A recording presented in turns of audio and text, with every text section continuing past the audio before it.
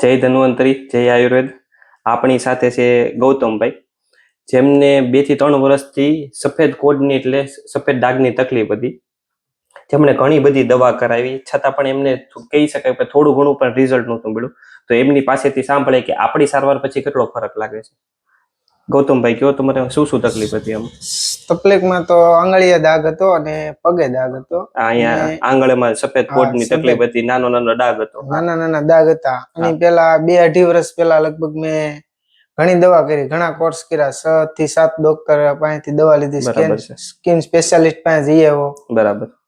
પણ કઈ 1% પણ ફેર પડતો નહીં. પછી આપણે આખા કોર્સ કર્યા, પણ તમને આમ કઈ થોડો ઘણો ફરક લાગ્યો કે 1% નહીં?